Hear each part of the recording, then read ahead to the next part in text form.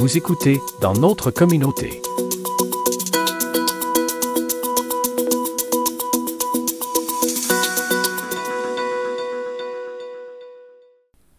Mérinov salue l'importante contribution financière de 24 millions de dollars du gouvernement du Québec pour soutenir à la fois les opérations de Mérinov et la réalisation d'un carrefour de l'innovation en pêche et aquaculture. Marc Hébert a rencontré Martin Toulgaud, conseiller exécutif en communication et relations publiques à Mérinov, qui nous en dit plus sur l'importance de cet investissement. Bonjour Martin, comment vas-tu? Bonjour Marc, ça va très bien et toi? Très très bien, merci. Merci de me recevoir.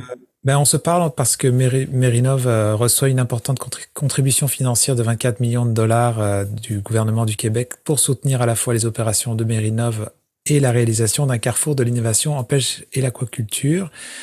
Je voudrais commencer par ça, si tu pouvais nous donner, c'est quoi les objectifs principaux du carrefour de l'innovation en pêche et aquaculture de Grande-Rivière?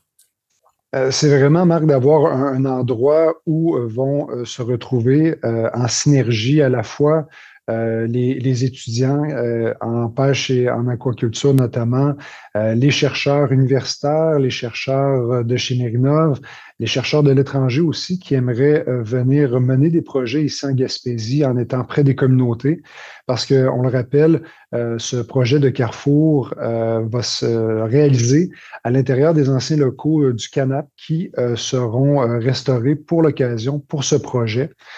Donc, ça va vraiment permettre d'avoir un lieu unique où on pourra accueillir aussi, et notamment des startups, des jeunes pousses qui voudront venir s'établir dans le secteur des pêches en Gaspésie et profiter justement de cette manne d'entreprises, que ce soit les transformateurs, que ce soit les pêcheurs qui sont à proximité de Grande-Rivière et bien entendu assurer une certaine synergie avec l'École des pêches et de l'aquaculture du Québec, qui va être un jet de pierre de ce lieu unique de recherche au Québec en pêche et aquaculture. Donc, c'est vraiment d'assurer un endroit où pourront finalement se regrouper pêcheurs, chercheurs, industriels, donc, pour mener des projets de recherche et penser les pêches de demain. Ce que ça veut dire penser les pêches de demain, donc, si on parle de la capture, c'est de développer ni plus ni moins des équipements de capture qui seront innovants, plus sélectifs, qui permettront vraiment d'éviter le plus possible des prises accidentelles. C'est aussi de poursuivre les travaux, notamment de Mérinov, pour ce qui est de développer des équipements de pêche qui permettront un meilleur désempêtrement des mammifères marins, notamment la baleine noire. On a un projet qui a été médiatisé au cours de la dernière année, qui est un projet de maillon faible à double seuil, donc un système qui a été développé en partenariat avec l'UQAR qui permet justement aux baleines de se désempêtrer plus facilement si ils sont prisonniers et prisonnières des cordages de pêche, et aussi ça permet d'assurer aussi la levée des casiers sans rompre les casiers. Donc ça, c'est un projet innovant qui a été mené par Mérinov. Donc c'est le genre de projet éventuellement à partir de 2024-2025, lorsque le carrefour sera inauguré. C'est le genre de projet qui pourrait naître dans cet endroit unique à Grande-Rivière. Est-ce que tous ces projets contribueront un peu au développement ou même complètement de ce qu'on appelle l'économie bleue dans la province et les régions maritimes? Oui, clairement. Clairement, c'est l'objectif.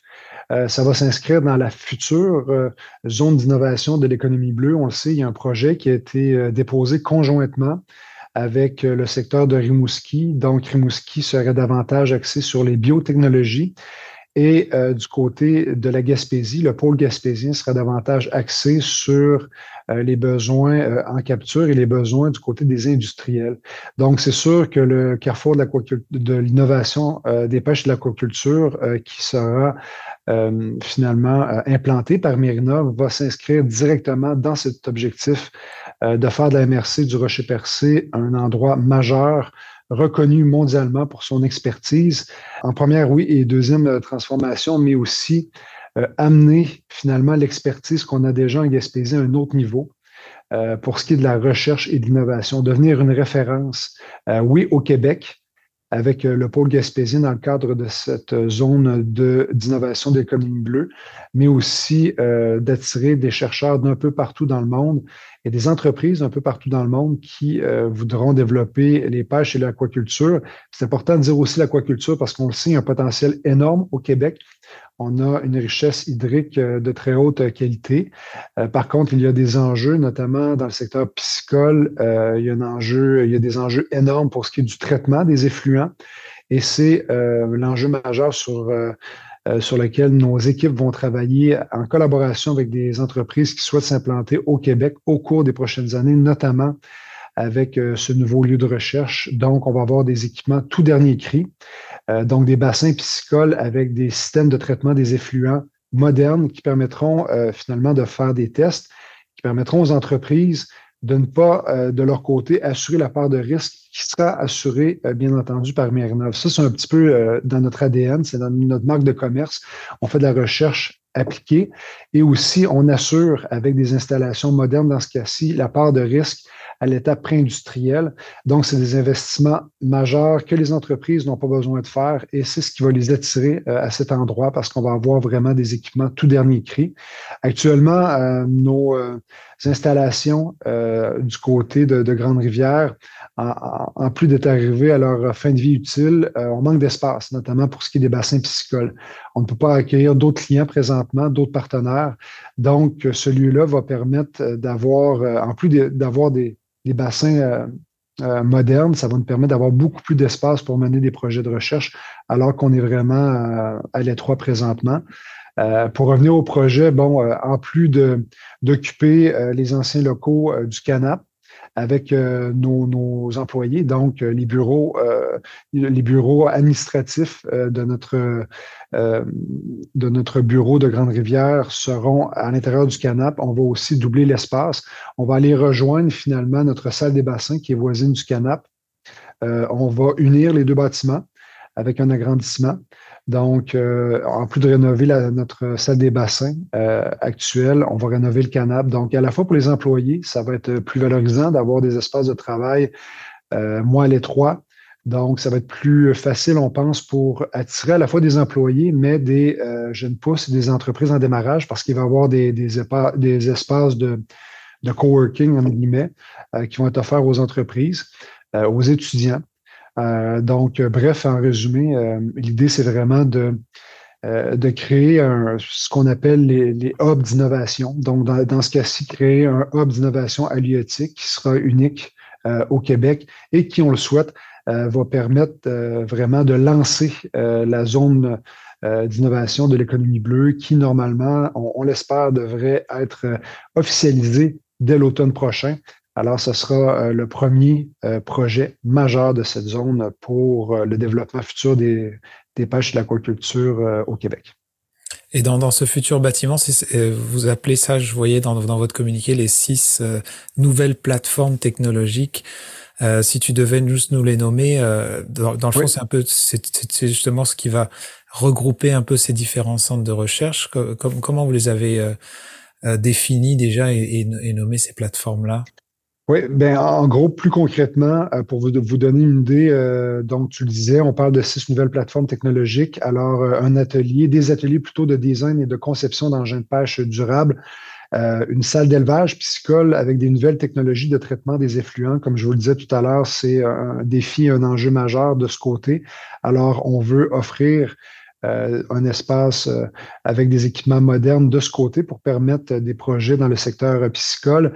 Aussi, on va offrir des laboratoires humides et de microalgues. Je vous parlais du secteur des pêches et du secteur piscicole, mais au cours des prochaines années, c'est très important du côté du Québec avec le fort potentiel qu'il y a de développer davantage l'algoculture. Ça pourra se faire dans ce lieu unique. Aussi, on aura une micro-usine pilote pour valoriser les algues et les coproduits marins. Il y aura aussi un laboratoire d'écophysiologie, de biologie de pointe et aussi en terminant une plateforme de transformation des produits marins. Les coproduits, on le sait, c'est d'actualité. Il y a un besoin urgent pour les industriels, notamment du secteur du rocher percé, qui sont les plus importants transformateurs de crabes des neiges, de homards, notamment au Québec. Il y a un besoin urgent de valoriser les coproduits, donc les restes, les carapaces et la partie molle de ces crustacés qui ne sont pas utilisés actuellement ou peu. Donc, les industriels, l'enjeu, c'est qu'actuellement, ils n'ont pas nécessairement de revenus avec ces coproduits-là. Alors, nos équipes travailleront davantage au cours des prochaines années pour les accompagner afin de trouver des voies de valorisation, à la fois ici au Québec et à l'étranger. Que ce soit des voies de valorisation avec, ça peut être, par exemple, un ajout alimentaire, une poudre pour des plats, que ce soit une soupe asiatique, par exemple, si on parle vraiment de la première transformation, et ça va jusqu'aux cosmétiques, nutraceutiques, pharmaceutiques. Alors, les options sont très larges. Alors, ce lieu-là va permettre justement avec des installations modernes de mener davantage des tests pour ce qui est de la valorisation des coproduits, ce qui est, je dirais, c'est presque impossible actuellement parce qu'au Québec, on n'a pas les infrastructures nécessairement de recherche dans la région pour mener ce type de projet-là et de tests. Alors, c'est aussi ce lieu-là, ce carrefour, va être un lieu très intéressant pour nos industriels de la région, à la fois de la Gaspésie, mais bien entendu des îles de la Madeleine et de la Côte-Nord, parce que c'est un lieu qui va être en Gaspésie, mais on veut que ce soit un lieu qui soit aussi accessible aux industriels et aux pêcheurs de la Côte-Nord et des îles de la Madeleine. C'est très important.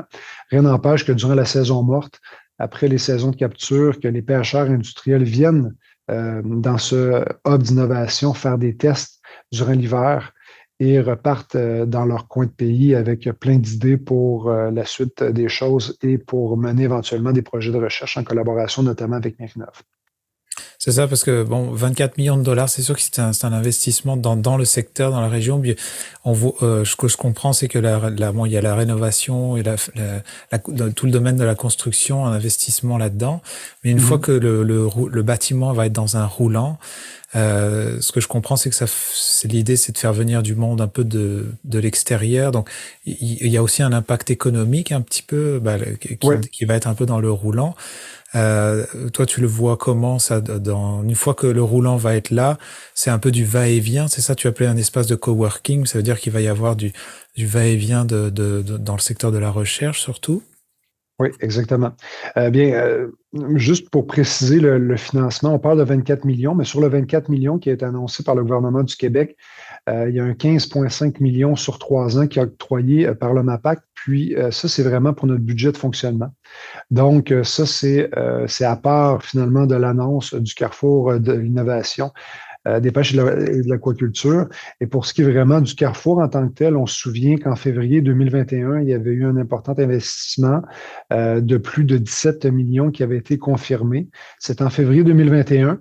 Depuis, malheureusement, comme d'autres projets, inflation, surchauffe sur les marchés, augmentation importante du coût des matériaux, ce qui fait que notre projet ne pouvait plus cadrer dans ce financement. Donc, il y a des demandes supplémentaires qui ont été faites auprès du ministère de l'Économie, de l'Innovation et de l'Énergie.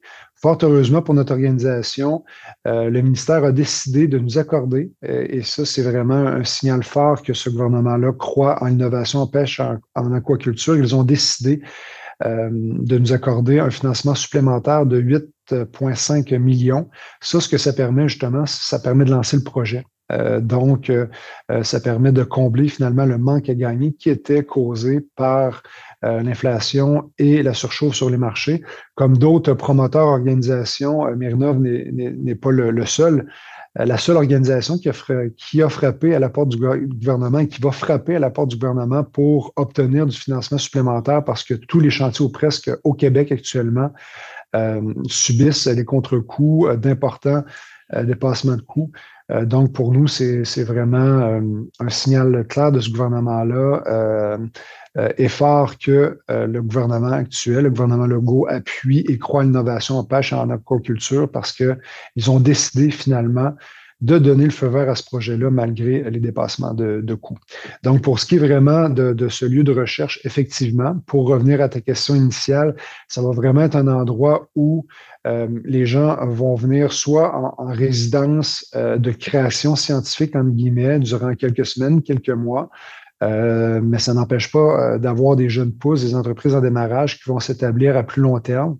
L'idée, c'est vraiment de créer une espèce d'effervescence du côté de Grande-Rivière. Il faut comprendre que ce hub d'innovation halieutique, oui, le projet a été monté, imaginé par Mérinov, mais c'est parti vraiment d'une volonté politique de l'actuel maire de Grande-Rivière, Gino Cyr, qui, à son arrivée comme maire, a décidé finalement de laisser tomber l'idée d'occuper le canap, de prendre le canap finalement pour en faire l'hôtel de ville. C'est ce qui était sur la table au départ comme projet, de récupérer le canap qui était propriété à l'époque du MAPAC pour en faire l'hôtel de ville de Grande-Rivière. Donc, c'est important pour Gino Cyr de garder une vocation pêche, aquaculture et surtout recherche dans le domaine avec cet endroit-là. Donc, dans ce contexte, il a décidé finalement d'approcher Mérinov et d'autres partenaires pour dire qu'est-ce qu'on peut faire. Et c'est là que Mérinov a eu l'idée de créer un hub d'innovation halieutique inspiré de ce qui se fait ailleurs dans le monde, notamment dans les pays scandinaves où ce type de lieu unique amène d'importantes retombées. Et au-delà des retombées pour Mérinov et pour la recherche en pêche en aquaculture, l'objectif finalement de ce projet, c'est vraiment de dynamiser le secteur de Grande-Rivière d'un point de vue socio-économique. Il y a une volonté aussi de la ville de Grande-Rivière d'attirer des nouvelles familles. Donc, dans ce cas-ci, ça peut être des chercheurs en pêche en aquaculture qui décideraient de venir s'établir à Grande-Rivière avec leur famille pour donner un second souffle à la municipalité et aussi montrer au reste du Québec et au reste du monde que la Gaspésie ne fait pas seulement de la capture et de la transformation, mais qui se fait aussi, qui se réalise aussi en Gaspésie d'importants projets de recherche. Puis ça, c'est important aussi pour nous, pour Mérinov, de démontrer finalement aux Québécois, aux Québécoises et aux gens à l'international que la recherche au Québec, ça ne se fait pas juste dans les centres universitaires et qu'il se fait aussi la recherche en région. Nous, c'est ce qu'on veut incarner, Mérinov, comme les autres CCTT de la région, incarner la recherche en région et montrer qu'il se fait de la recherche au-delà et à l'extérieur des grands centres universitaires. Alors, c'est vraiment de changer un petit peu le paradigme de développement du côté de Grande-Rivière et d'avoir vraiment un lieu qui sera attractif à la fois pour des familles dans le secteur des pêches et de l'aquaculture en innovation, mais aussi attirer d'autres familles de d'autres domaines qui vont voir qu'à Grande-Rivière, ça bouge, qu'il y a des commerces intéressants aussi. Donc, c'est de participer, bref, en résumé, aux efforts de la municipalité de Grande-Rivière de se tourner vers l'avenir et de développer la ville d'un point de vue socio-économique. Puis dans votre calendrier, dans le meilleur des mondes, si tout se passe bien, c'est prévu pour quand que tout ce que tu nous nommes soit déjà dans un roulant?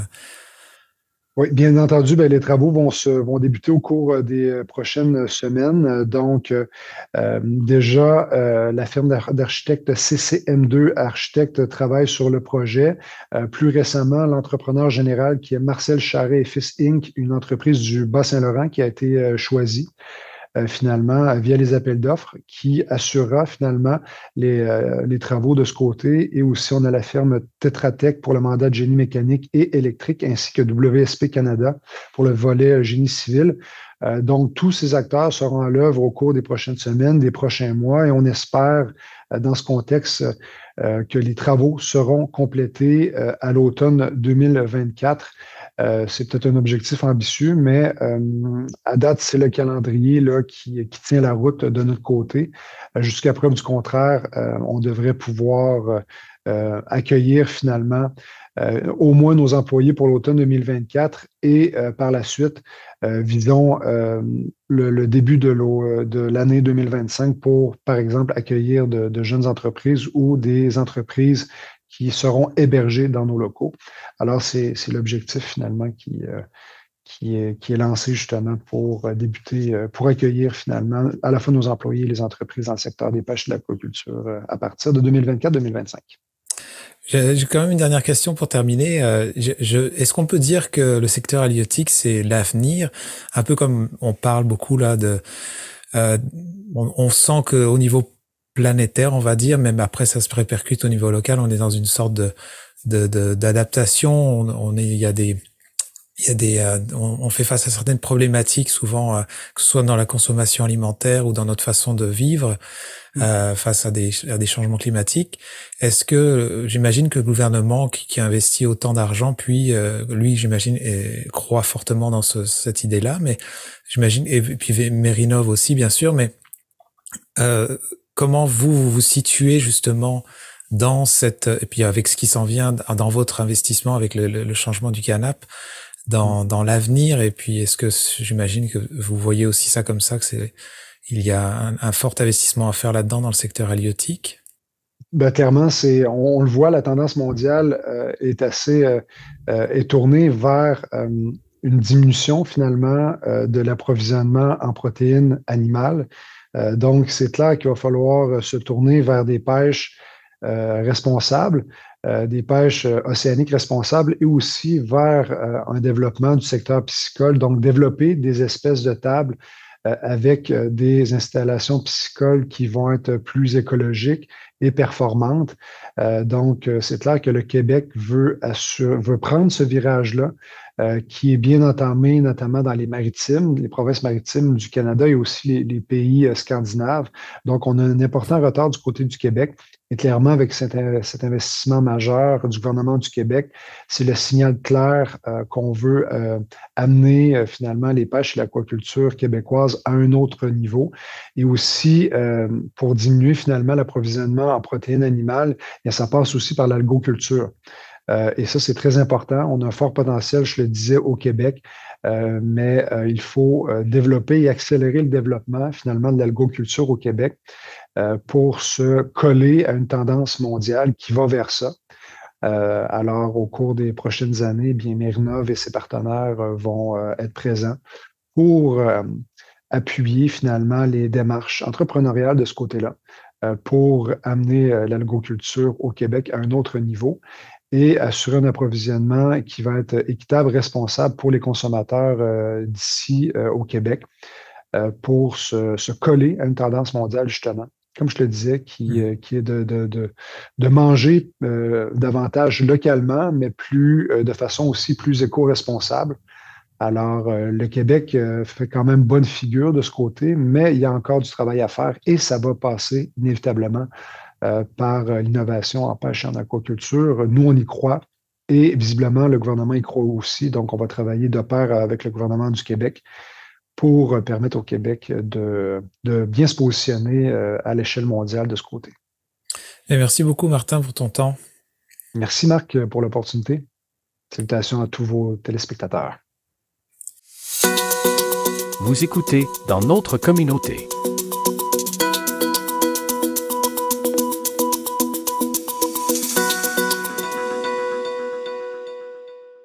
La télévision communautaire de Grande-Rivière tient à remercier le gouvernement du Canada, par l'entremise de Cactus, pour son aide dans le cadre du programme Initiative de journalisme local.